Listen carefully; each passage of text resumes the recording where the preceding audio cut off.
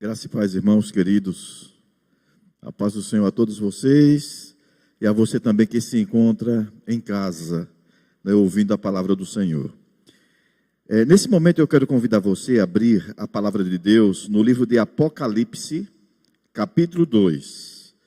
Nós vamos fazer a leitura do versículo 1 ao versículo 7 e vamos dar algumas pinceladas nas demais cartas que foram escritas às 7 igrejas, Apocalipse, capítulo 2, dos versículos 1 ao versículo de número 7.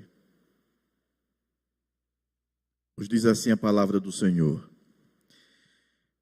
Ao anjo da igreja em Éfeso, escreve: estas coisas diz aquele que conserva na mão direita as 7 estrelas, e que anda no meio dos 7 candeeiros de ouro. Conheço as tuas obras, tanto o teu labor, como a tua perseverança, e que não podes suportar homens maus, e que pusestes à prova os que a si mesmos se declaram apóstolos, e não são, e os achastes mentirosos. E tens perseverança e suportaste provas por causa do meu nome e não te deixastes esmurecer. Tenho, porém, contra ti que abandonaste o teu primeiro amor. Lembra-te, pois, de onde caíste, arrepende-te e volta à prática das primeiras obras. E se não venho a ti e removerei do seu lugar o teu candeeiro, caso não te arrependas. Tens, contudo, a teu favor que odeias as obras dos nicolaítas, as quais eu também odeio.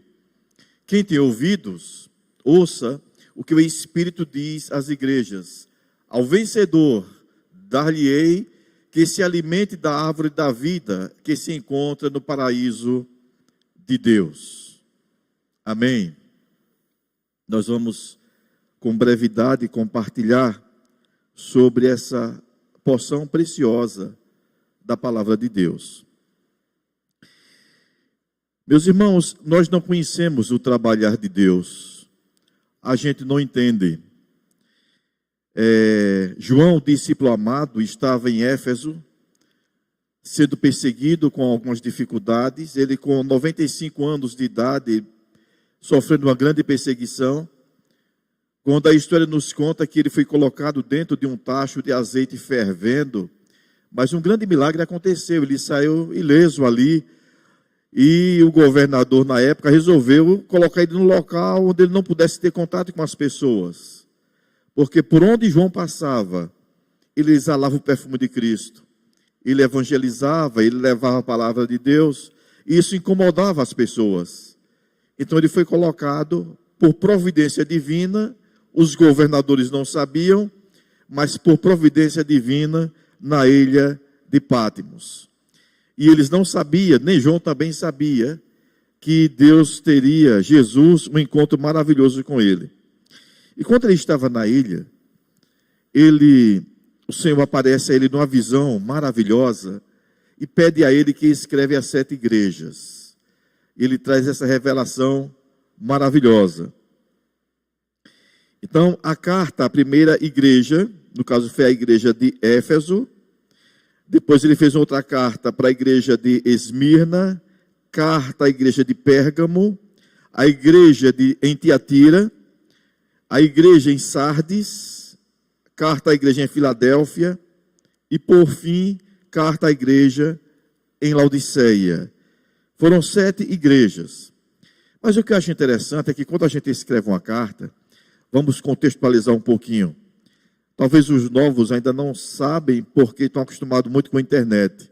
Mas eu me lembro que quando eu era jovem, não tem muito tempo, meu pai comprava uns envelopes que já vinha remetente, destinatário. Então aquele que escrevia a carta era o remetente. E a gente colocava o nosso nome que estava enviando. E destinatário é claro para quem vai a carta. Nós íamos nos correios, comprava o selo e ali a carta era enviada. Aqui nós encontramos um remetente. Nesse caso aqui é o Senhor Jesus, o remetente.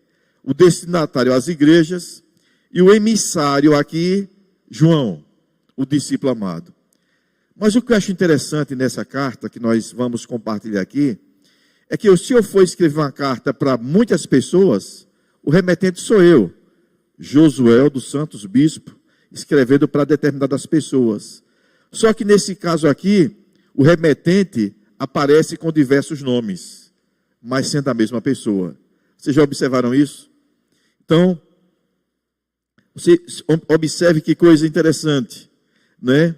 Na primeira carta que foi escrita, a carta de Éfeso, e o Senhor falou para João, João escreve, estas coisas diz, quem está remetendo? Ele diz, quem é que está enviando a carta?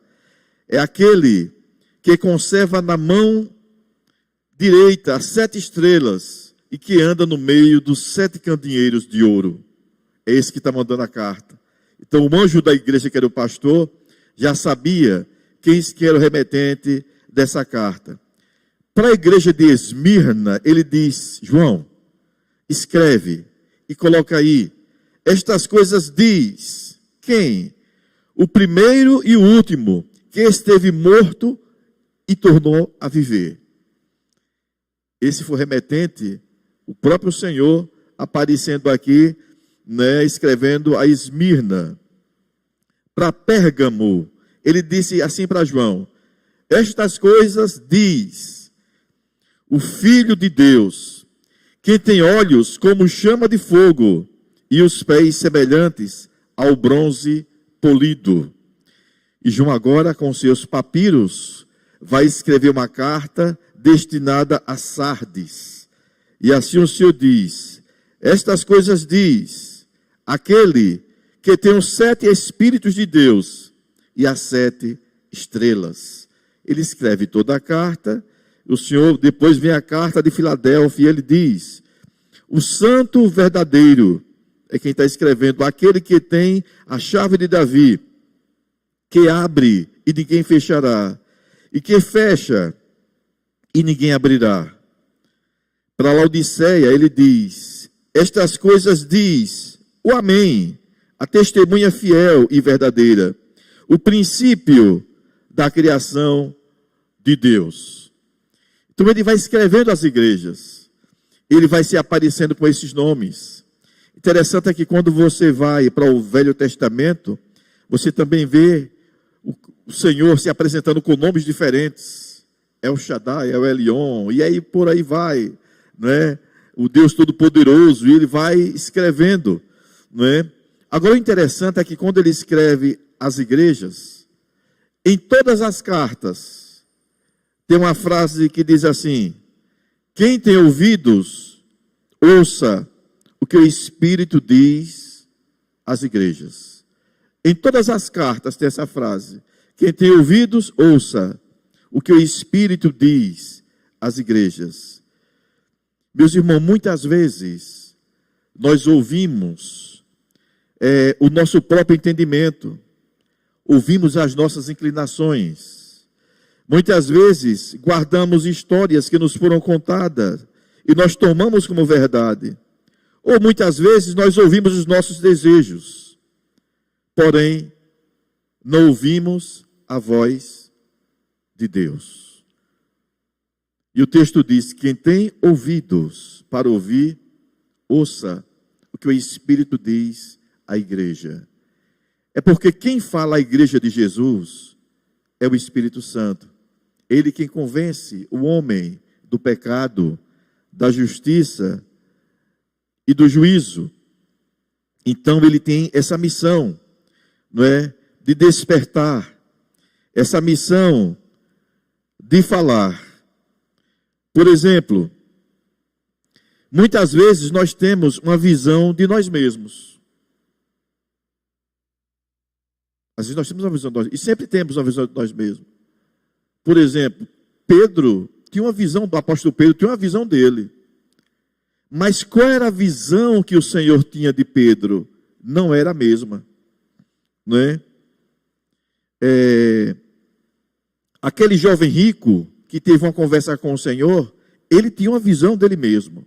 Ele achava que era um homem direito, honesto, e foi fazer uma pergunta ao Senhor: mestre, o que é que eu faço para entrar no reino de Deus? Ele tinha uma visão a respeito e ele estava convencido disso. Mas a visão que o Senhor tinha dele não era a mesma que ele tinha. Era uma visão totalmente diferente. Então, qual a visão que Deus tem de mim e de você? Como é que você se vê?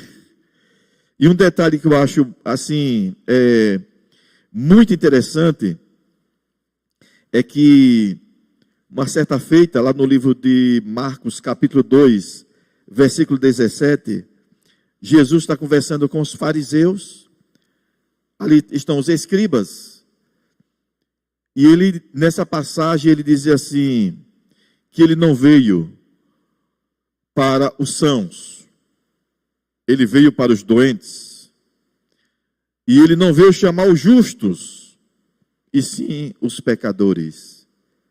Parece um paradoxo, porque todos nós estamos doentes por conta do pecado. No livro de Romanos, capítulo 3, versículo 10, diz: não há um justo sequer. Mas ele disse que não veio falar aos justos, mas os pecadores. Então dá a entender que tem pessoas que são justas, e elas não estão doentes. Mas por que o Senhor fez essa colocação nesse texto? Aí vem aquela pergunta: se você não tem consciência do seu pecado, você não tem motivo de arrependimento. Quem tem ouvidos para ouvir, ouça o que o Espírito diz às igrejas. É o Espírito Santo de Deus que conscientiza o crente de que ele está enfermo. O homem que não é tocado pelo Espírito Santo de Deus, ele não tem esse esclarecimento da sua alma, e ele não busca a Deus, porque para ele está tudo bem. Estou em paz, não estou tranquilo. Tem pessoas que se acham justas, e se você perguntar para ela, não, está tudo está tudo bem. O jovem rico, não, eu já vou para a eternidade, porque eu guardo os mandamentos, eu faço tudo. Ele tinha uma visão dele. Mas Jesus não tinha a mesma visão que ele tinha. Meus irmãos, e as pessoas, a igreja de Deus, ela é movida pelo toque do Espírito Santo. É Ele que nos convence do pecado, da justiça e do juízo. É Ele que nos faz dobrar os joelhos e dizer: Senhor, eu preciso de Ti. Senhor, eu careço de Ti. Então, a estas pessoas, não é? São essas pessoas que o Senhor ele tem um compromisso com elas. O Senhor comunica à igreja. Então, a igreja, ela é propriedade exclusiva de Deus. Não é aquela igreja. É a igreja que está espalhada em toda a terra. Então, o Espírito Santo, ele tem um compromisso de zelar pela igreja de Deus. E um detalhe muito interessante: nenhum filho de Deus vai se perder. Quando ele fala no livro de João, capítulo 17, ele diz ao Pai: Pai, de todos aqueles que o Senhor me deu, o único que se perdeu, né, foi o traidor, Judas Iscariotes, para que se cumprisse a palavra do Senhor. A igreja, no tempo e no espaço, o Espírito Santo está velando e cuidando da igreja. De que forma? Despertando as nossas consciências e mostrando quem somos nós. E na medida que ele se revela à igreja, a igreja se prostra para adorar. A igreja, ela é propriedade exclusiva de Deus. Por quê? Porque o Senhor deu a vida por ela. E se Ele deu a vida por ela, pertence a Ele.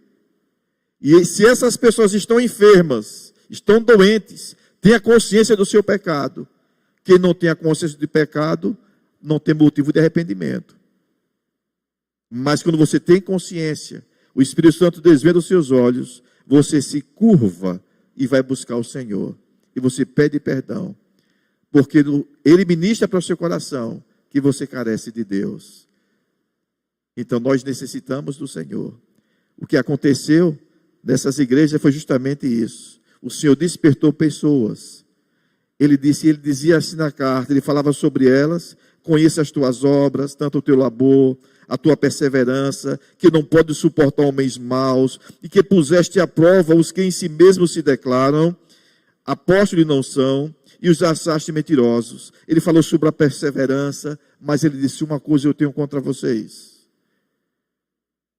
E a igreja teve consciência daquilo que o Senhor tinha contra elas. E ele orienta e diz: arrepende-te. O Espírito Santo move a igreja a arrepender-se e a buscar o Senhor, porque esse é o papel dele: nutrir, fortalecer, iluminar aqueles por quem o Senhor morreu na cruz do Calvário. Nem o Filho de Deus vai perecer, irmãos. O Senhor vai trazer no tempo e no espaço, mas ele traz, porque essa promessa foi feita por ele, não é? E essa igreja por quem ele morreu, ela é atraída justamente, como eu estou compartilhando com os irmãos, ela é atraída pelo Espírito Santo, não é, ao seu noivo. A gente percebe na nossa caminhada dessas coisas. Eu tenho compartilhado com algumas pessoas que eu tenho andado, e eu vejo pessoas se aproximarem de mim, e elas dizem assim: eu não sei o que é que está acontecendo com a minha vida. O que é que está acontecendo? Eu ando muito inquieto. Eu digo: por que você anda inquieto? Inquieto desse jeito? Não, eu andei fazendo umas coisas erradas. Isso está me incomodando tanto como nunca me incomodou. Eu gostava tanto de fazer isso, mas não estou me sentindo bem. Eu estou me sentindo mal. Eu não sei por que está acontecendo isso comigo. Outras pessoas não têm a mesma sensibilidade. E a gente percebe que é o Espírito Santo no coração dessas pessoas, dizendo: eu não me agrado disso. E ele trabalha no nosso coração, na nossa vontade, trazendo essa consciência e arrancando o prazer de andar com pessoas ruins e nos maus caminhos. Então, quando ele imputa no seu espírito essa visão, é ele falando para você, conectando você ao Senhor, dizendo: o Senhor não se agrada disso. E como você é corpo, vive em sintonia com o corpo. Apocalipse 3, quando o Senhor fala à igreja de Laodiceia, ele diz: olha, não sejas frio, era melhor que fosses frio ou quente, mas porque vocês estão mornos, eu estou a ponto de vomitar da minha boca. Meus irmãos, não se vomita aquilo que está fora, só se vomita aquilo que está dentro. Quando a Bíblia em Efésios, capítulo 5, versículos 22 e 23, diz que ele é o cabeça da igreja, é porque nós somos o corpo da igreja, e nós estamos em Jesus, nós estamos dentro dele. Então, nós podemos fazer enfermar o corpo de Cristo, quando nós não vivemos a sua palavra, nós estamos em sintonia. Quando nós não estamos em sintonia, estamos em pecado, é quando ele diz: eu estou ao ponto de vomitar da minha boca, porque nós estamos fazendo mal ao corpo de Cristo. Não tem nada a ver, mas nós precisamos ter essa responsabilidade. É o Espírito Santo que nos traz essa consciência, que nós precisamos viver em harmonia, viver em paz, né? Nessa praticidade desse evangelho tão gostoso e que nós precisamos viver. A igreja é propriedade exclusiva de Deus, né? Porque Ele deu a vida por ela. O Espírito Santo é Ele que atrai para o noivo, né? Essa comunidade, esse povo espalhado por diversas nações, línguas diferentes. Mas quando ele diz, né, e essa igreja ela tem ouvidos de ouvir, porque ele diz: as minhas ovelhas, elas ouvem a minha voz e elas discernem. Eu já vi pessoas também que não têm nenhuma leitura, porque não é preciso leitura, porque essas coisas são espirituais, de ouvir um versículo da palavra de Deus. Eu já tive a oportunidade de ver pessoas assim, compartilhando da palavra de Deus de uma maneira profunda, simplesmente com um versículo. O Espírito Santo toca no coração, elas começam, cheias de Deus, elas começam a compartilhar da palavra de Deus. Porque pessoas têm ouvidos de ouvir. Elas compreendem. Ou às vezes elas ouvem alguma coisa e dizem: eu estou entendendo tudo, estou entendendo, meu Deus, que maravilha, eu estou compreendendo. E outras pessoas, embora cultas, elas dizem: eu não estou entendendo nada, eu não estou conseguindo entender. Porque as coisas de Deus não se discernem racionalmente, elas se discernem espiritualmente. E as ovelhas de Deus, onde quer que elas estejam, elas reconhecem a voz do seu Senhor, e o Senhor se faz revelar a elas, e o Senhor traz ensinamento para elas. não é? Porque os filhos têm prazer de estar ao lado dos seus pais, e os pais ao lado dos seus filhos. Logo, buscar a palavra de Deus é motivo de honra, não é um peso. As ovelhas de Deus têm honra e têm alegria de estar debruçado, buscando o alimento, porque é o alimento que o Senhor deixou para nós. Por isso que elas têm ouvido de ouvir. E um detalhe muito interessante, a igreja é propriedade exclusiva de Deus, né? Porque Ele deu a vida por ela, né? Ela é atraída pelo Espírito Santo ao seu noivo, ela tem ouvidos de ouvir, e ela tem uma convicta esperança de se unir ao seu noivo. Ela tem uma convicta esperança do dia desse casamento. Ela passa por esse mundo, ela passa por dificuldades, ela sofre, mas ela tem uma convicção no seu coração de que se encontrará e habitará para sempre com o Senhor. Porque o próprio Espírito de Deus, Ele imputa essa certeza no nosso coração de que vale a pena sofrer por Jesus, de que vale a pena negar a cruz, deixar a cruz e seguir o Senhor, negar a si mesmo e caminhar. O Espírito Santo fala ao coração das ovelhas dizendo, tem mais um pouco, vale a pena. Nem olhos viram, nem ouvidos ouviram, mas nos traz uma convicção e uma esperança de que estar com Cristo é muito melhor, de que vale a pena ser fiel no mundo infiel, que vale a pena não se conformar com este mundo, mas transformar pela renovação da nossa mente, para que possamos experimentar com a boa, perfeita e agradável vontade de Deus.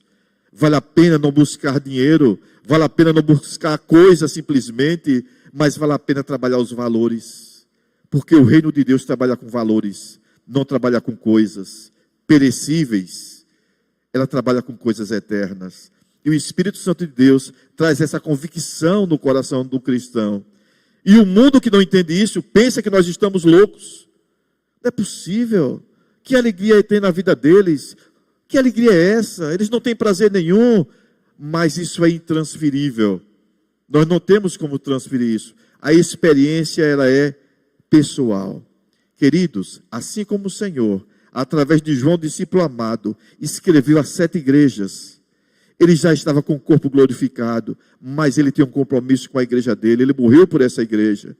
E em Isaías 53, né, se não me falha a memória, é o versículo 10, tem uma parte que diz que ele levou todo aquele fardo, sofreu como sofreu, mas ele não desistiu, porque ele veria o fruto do seu penoso trabalho.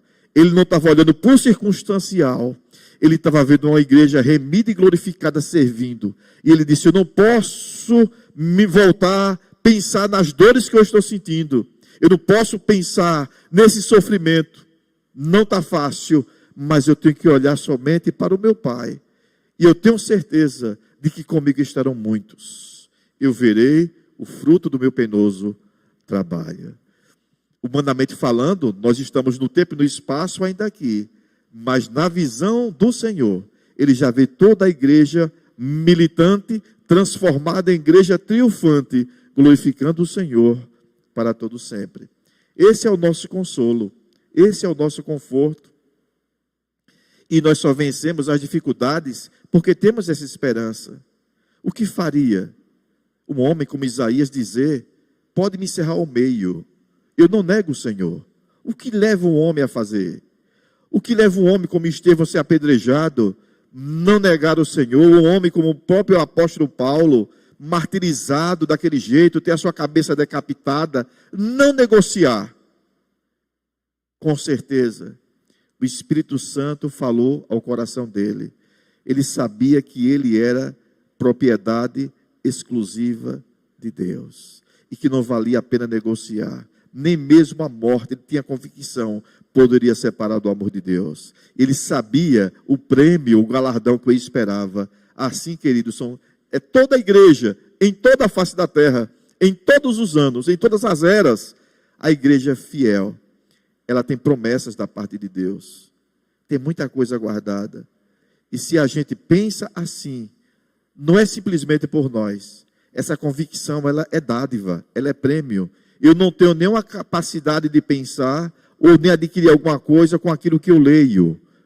eu não tenho essa capacidade, não é? Mas quando Deus toca no coração de cada um, e Ele comunica, e só Ele pode comunicar, o máximo que eu posso comunicar chega até os ouvidos, mas para descer até o coração e transformar a vida, só o Espírito Santo de Deus pode.